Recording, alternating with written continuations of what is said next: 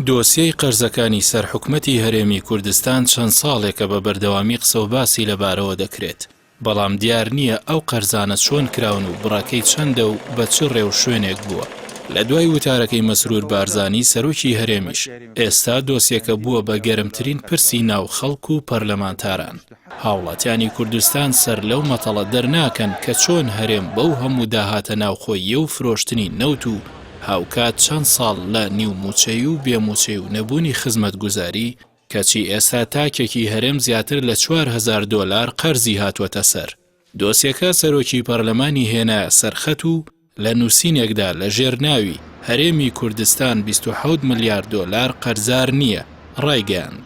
سەرەتای قەرزکردن دەگەڕێتەوە بۆ ساڵی 2014 چونکە لە یاسای بودجەی گشتی هەرێم ژمارە 1 ساڵی 2013 کە دوایین یاسای بودجەیە لە پەرلەمان پەسەند کرابێت. لە بڕگەی یەکەمی مادەی 5 کە تایبەت کراوە بە خەرجیەکان ئەسڵ ئەوەیە ئەگەر هەرێم قەرزار بێت لە ناو خەرجیەکان تەرخانکراوی بۆ دابندرێت، بەڵام هیچ گوژمەیەک چ بۆ دانەوەی ئەسڵی قەرز و چ بۆ دانەوەی سوودی قەرز دانەنراوە. سەرۆکی پەرلەمانی کوردستان تیشکی خستوۆتە سەر ئەوەی کە لە ساڵی 2014 حکومەتی هەرێم هیچ پرۆژە یاسایەکی بودجەی گشتی نەناردووەتە پەرلەمان، بۆیە هەر گوژمە پارەیەک بۆ هەر بوارێک ئاراستە کرابێت لە ڕوانگەی یاسا و بە پێوەری کاری پەرلەمانی بنەمای یاسایی دروستیان نییە. ڕێوازفایەق دەڵێت بە پێی مادەی دووەمی یاسای ڕاکێشانی مایە لە ڕێگای قەرزکردن ژمارە 7 ساڵی 2015ش لە هیچ بارێکدا نابێت سەرجەمی ئەو قەرزانی حکومەتی هەرێم وەری دەگرێت لە 5 ملیار دۆلاری ئەمریکی زیاتر بێت، کەواتە هەر بڕێک لە دەرەوەی ئەم بڕە ڕێپێدراوە قەرزکرا بێت سەرپێچی یاساییە و دەبێت پێش هەمووشت سەرپێچی کاران ڕوبەڕووی یاسا بکرێنەوە.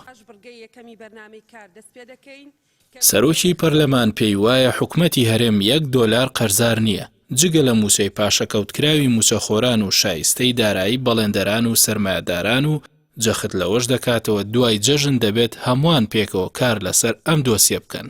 هاوکات هۆشیار عەبدوڵڵا ئەندامی ئەنجومەنی نوێنەرانی عێراق لەبارەی ڕەتکردنەوەی ئەو قەرزانەوە دەڵێت ڕەتکردنەوەی ئەو ئیدعاە لە فەیسبوک نابێ، دەبێت سەرۆکی پەرلەمان و فراکسیۆنەکان لە پەرلەمانەوە بە فەرمی داتاکان بخەنە ڕوو بڵێن هەرێم 27 ملیار قەرزار نییە. پێشتریش ئەو ئەندامی لیژنەی دارایی ئەنجومەنی نوێنەرانی عێراق ڕایگەیاندبوو لە ڕێگەی لیژنەی دارایی پەرلەمانی عێراقەوە داوای وردەکاریەکانی ئەو مەلەفە دەکەن. دەژڵێت ناکرێت ئەوان خۆیان و نەوەکانی داهاتویان ملیۆنێر و خەڵک و نەوەکانی داهاتوش قەرزار بن.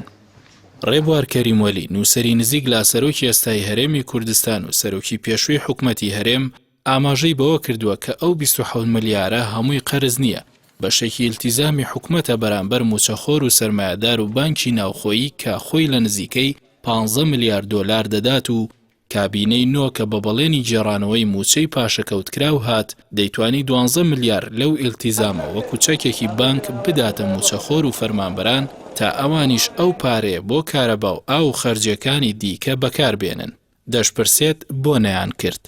هاوکات خەدیجە عەبدولجەبار پەرلەمانتاری یەکگرتوو لە نووسینێکدا سەرسوڕمانی خۆی لەبارەی قەرزەکانی سەر هەرێم نیشانداوە و بە بەرپرسانی هەرێم دەڵێت ئێوە لە 2015 لە بابەتی موچەدا خەڵک دەچەوسێننەوە و 6 ساڵە هەواڵی بەپەلەی سەر شاشەکان بۆ هاتن و نەهاتنی موچەیە، جگە لە بەناو پاشەکەوتیش موچەی نزیکەی ساڵێکی تەواوی موچەخۆرانتان هەر نەداوە و لە 2014 هیچ پرۆژێکی استراتیژی نەخراوەتە بواری جێبەجێکردنەوە.